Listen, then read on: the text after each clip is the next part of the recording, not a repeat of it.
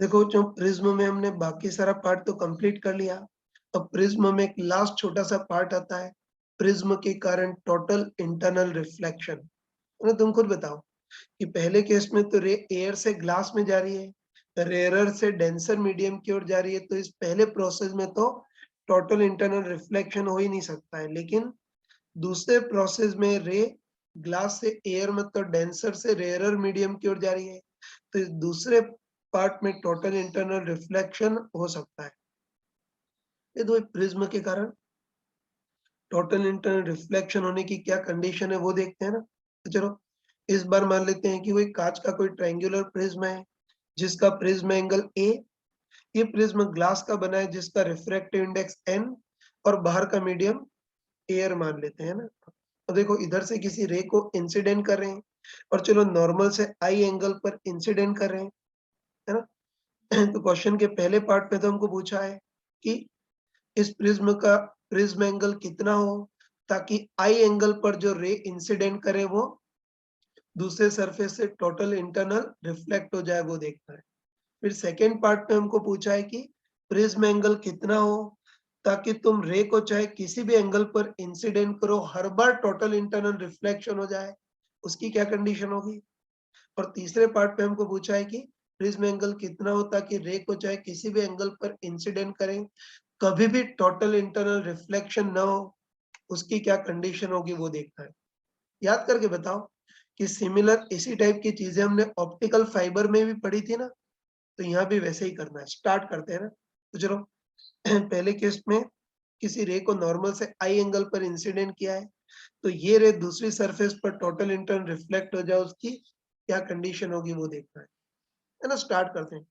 तो ये रे को आई एंगल पर इंसिडेंट किया है।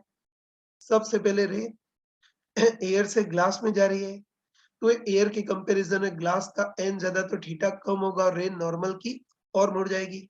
और प्रिज्म के अंदर बनने वाला पहला एंगल R1, दूसरा एंगल R2, ये हमको पता है। तो चलो सबसे पहले हम I से R1 निकालते हैं। तो उसके लिए सिंपली इस रे और उस रे के बीच स्नेल का रूल लगा देते हैं। Simply N1 sin I equal to N2 sin R। Ray air से स्टार्ट हो रही है तो N1 तो 1 sin I equal to glass में जा रही है तो N2 N sin R1। इसको सॉल्व करेंगे तो अपने पास sin R1 equal to sin I upon N, या साइन को उधर ट्रांसफर करेंगे तो R1 अपने पास कितना आ जाएगा, साइन इनवर्स, है ना। R1 कितना आ जाएगा, sign inverse sign I upon N। तो इस टाइप से हमने I से R1 निकाल लिया। अब हम R1 से R2 निकालेंगे। तो हमको पता है कि प्रिज्म के केस में R1 प्लस R2 का एडिशन हमेशा A होता है। तो बताओ R2 इक्वल टू कितना हो गया, A माइनस R1। तो R2 equal to A minus R1 की जगह हम क्या लिख सकते हैं, sign inverse sign I upon N, है ना। फिर बच्चों हमने है ना, तो अभी हमने I से R1 निकाल लिया, R1 से R2 निकाल लिया। तो बताओ कि अब ये रे कहां से कहां जा रही है, बताओ। ग्लास से एयर की ओर जा रही है, मतलब डेंसर से रेयरर मीडियम की ओर जा रही है।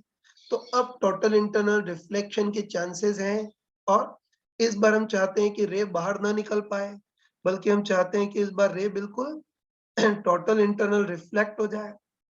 तो हमको अच्छे पता है कि टोटल इंटरनल रिफ्लेक्शन के लिए इस रे का एंगल ऑफ इंसिडेंस मतलब इस रे का नॉर्मल के साथ जो एंगल है वो आईसी से ज्यादा होना चाहिए ना। बोल सकते हैं कि इस सरफेस पर टोटल इंटरनल रिफ्लेक्शन के लिए इस रे का नॉर्मल के साथ जो एंगल R2 है that should be greater than IC. R2 का वैल्यू रख देते हैं। तो बताओ कि R2 अपने पास कितना है, A minus sign inverse sign I upon N।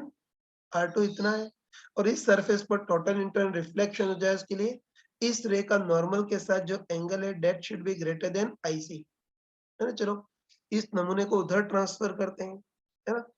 तो बताओ इस नमूने को, है ना, इस नमूने को उधर ट्रांसफर करेंगे तो अपने पास कितना आएगा, A should be greater than IC plus sine inverse sign I upon N। तो बस क्वेश्चन के पहले पार्ट का तो आंसर मिल गया ना। तो क्वेश्चन के पहले पार्ट का तो आंसर मिल गया कि अगर रे को आई एंगल पर इंसिडेंट करें तो टोटल इंटरनल रिफ्लेक्शन के लिए जो प्रिज्म एंगल है वो IC plus sine inverse sine I upon N उससे ज्यादा होना चाहिए। कह सकते हैं ना, आई एंगल पर इंसिडेंट करें तो टोटल इंटरनल रिफ्लेक्शन के लिए प्रिज्म एंगल इससे ज्यादा होना चाहिए। तो फर्स्ट पार्ट का तो आंसर मिल गया। अब क्वेश्चन का सेकंड पार्ट देखना है ना। तो इस सेकंड पार्ट में पूछा है कि प्रिज्म एंगल कितना हो ताकि रे को तुम चाहे किसी भी एंगल पर इंसिडेंट करो, हर बार टोटल इंटरनल रिफ्लेक्शन हो जाए, उसकी क्या कंडीशन होगी वो देखना है। सेम ऐसा ही क्वेश्चन हम ऑप्टिकल फाइबर में भी कर चुके थे ना। तो तुम खुद बताओ कि रे को चाहे किसी भी एंगल पर इंसिडेंट करें, हर बार टोटल इंटरनल रिफ्लेक्शन हो जाए, उसकी क्या कंडीशन होगी वो देखना है। तो बताओ, अब बुद्धि काम नहीं कर रही है तो बुद्धि लगाएंगे भी नहीं। अब हम मैथमेटिक्स की शरण में चले जाएंगे, इस क्वेश्चन को मैथमेटिकली करेंगे, जैसे ऑप्टिकल फाइबर में किया था वैसे ही करेंगे, है ना। तो चलो उसके लिए वो एक बार चेक करते हैं कि इस सॉरी है ना, वो एक बार चेक करते हैं कि इस पूरी क्वांटिटी की मैक्सिमम पॉसिबल वैल्यू कितनी होगी और इस क्वांटिटी की मिनिमम पॉसिबल वैल्यू कितनी होगी, वो चेक करते हैं ना। चलो पहले इस क्वांटिटी की मैक्सिमम पॉसिबल वैल्यू देखते हैं। तो तुम कॉमन से बताओ कि पूरा नमूना मैक्सिमम तब होगा जब साइन आई मैक्सिमम हो। बाकी सब तो बेचारे कांस्टेंट है ना, बोल सकते हैं कि पूरा नमूना मैक्सिमम तब होगा जब साइन आई मैक्सिमम हो। और बताओ, साइन आई की मैक्सिमम पॉसिबल वैल्यू 1 होती है ना, तो साइन आई की मैक्सिमम पॉसिबल वैल्यू 1 रखेंगे तो होता है पूरा नमूना क्या बन जाएगा, IC plus sine inverse 1 by N. और तुम बताओ कि साइन इनवर्स 1 बाय एन को हम क्या बोल सकते हैं, साइन इनवर्स एन कम अपन एन ज्यादा। और साइन इनवर्स एन कम अपन एन ज्यादा को क्या बोल सकते हैं, आईसी।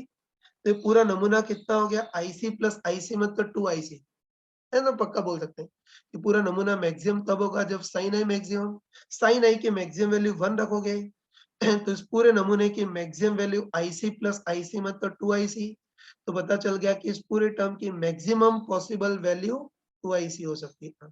चलो अब इस पूरे एक्सप्रेशन की मिनिमम वैल्यू कितनी होगी वो देखना है। तो तुम खुद बताओ कि पूरा नमूना मिनिमम तब होगा जब साइन आई मिनिमम, और साइन आई की मिनिमम वैल्यू कितनी हो सकती है, 0, है ना। आई की नेगेटिव वैल्यूज नहीं ले रहे हैं, है ना, आई की नेगेटिव वैल्यूज नहीं ले रहे हैं क्योंकि हम इस रे को नॉर्मल के नीचे से इंसिडेंट करें, नॉर्मल के ऊपर से इंसिडेंट करेंगे तो आई नेगेटिव होगा, तो वो केस हम कंसिडर नहीं कर रहे हैं, है ना। आई की केवल पॉजिटिव वैल्यूज ही कंसिडर कर रहे हैं। और हमको पता है कि आई की केवल पॉजिटिव वैल्यूज ही कंसिडर करो तो साइन आई का मिनिमम वैल्यू 0 होगा, है ना।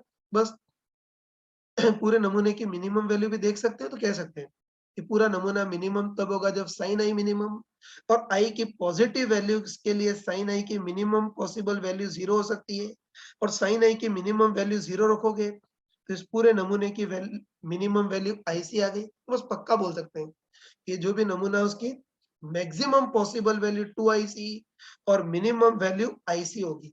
बस अब जो सेकेंड और थर्ड पार्ट है उसको भी कर सकते हैं ना। तो इस सेकेंड पार्ट में हमको पूछा सेकेंड सेकेंड पार्ट में हमको पूछा है कि प्रिज्म एंगल कितना हो ताकि रे को नॉर्मल के नीचे से चाहे कितने भी एंगल पर इंसिडेंट करें हमेशा टोटल इंटरनल रिफ्लेक्शन हो जाए वो देखना है। मैंने पहले ही बताया था ना कि बुद्धि काम नहीं कर रही तो मैथमेटिकली सोचेंगे, रोबोट के टाइप से मैथमेटिकली सोचेंगे ना। तो तुम बताओ सॉरी, फिर तुम बताओ कि इस बार हम हमेशा टोटल इंटरनल रिफ्लेक्शन चाहते हैं, तो बताओ हमेशा टोटल इंटरनल रिफ्लेक्शन के लिए ये इनइक्वालिटी हमेशा वैलिड होनी चाहिए, और इनइक्वालिटी हमेशा वैलिड हो उसके लिए ए की वैल्यू इसके मैक्सिमम से भी ज्यादा होनी चाहिए, मतलब 2 आईसी से भी ज्यादा होनी चाहिए। तुम खुद बताओ एक मिनट, तुम खुद बताओ कि ए की वैल्यू इसके मैक्सिमम से भी ज्यादा मतलब 2 आई से भी ज्यादा हो गई तो इनइक्वालिटी हमेशा वैलिड होगी, और इनइक्वालिटी हमेशा वैलिड होगी तो हमेशा टोटल इंटरनल रिफ्लेक्शन होगा, है ना। तो बस पक्का बोल सकते हो, है ना, कंफर्म बोल सकते हैं कि हमेशा टोटल इंटरनल रिफ्लेक्शन के लिए ये इनइक्वालिटी हमेशा वैलिड होनी चाहिए, और हमेशा वैलिड होने के लिए प्रिज्म एंगल ए की वैल्यू इसके मैक्सिमम से भी ज्यादा होनी चाहिए, मतलब प्रिज्म एंगल ए की वैल्यू 2IC से भी ज्यादा होनी चाहिए। चलो अब थर्ड पार्ट करते हैं। तो देखो, थर्ड पार्ट में पूछा है कि प्रिज्म एंगल कितना हो, ताकि रे को चाहे किसी भी एंगल पर इंसिडेंट करें, कभी भी टोटल इंटरनल रिफ्लेक्शन ना हो देखना है। बस इसको भी मैथमेटिकली करेंगे। तो तुम बताओ ना, तुम बताओ कि थर्ड पार्ट में हम चाहते हैं कि कभी भी टोटल इंटरनल रिफ्लेक्शन ना हो।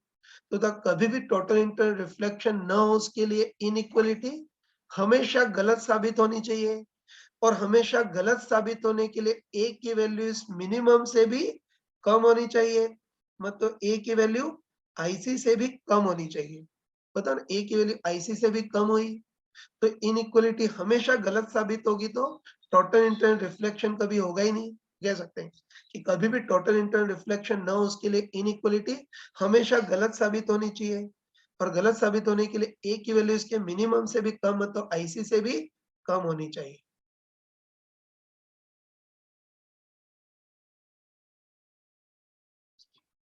देखो बच्चों, अभी तो प्रिज्म के कारण टोटल इंटरनल रिफ्लेक्शन को डिटेल में पढ़ा है, लेकिन इसके रिजल्ट हम एक बार अलग से देख लेते हैं। ये तो नहीं बोलूंगा कि रिजल्ट बहुत ज्यादा इंपॉर्टेंट है, लेकिन फिर भी जब तक शीट करे हो तब तक थोड़ा याद रख सकते हैं ना। तो देखो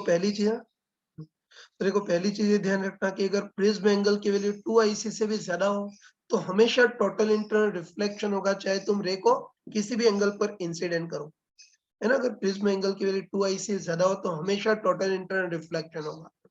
दूसरा ध्यान रखना कि प्रिज्म एंगल की वैल्यू अगर आईसी से भी कम हो, तो कभी भी टोटल इंटरनल रिफ्लेक्शन नहीं होगा मतलब रे का नॉर्मल टाइप से रिफ्रैक्शन या ट्रांसमिशन ही होगा।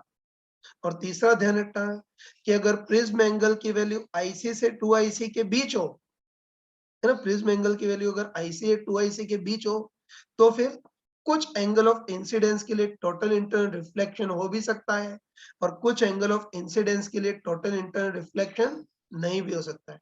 तो इसको रिजल्ट की फॉर्म में ध्यान रखना।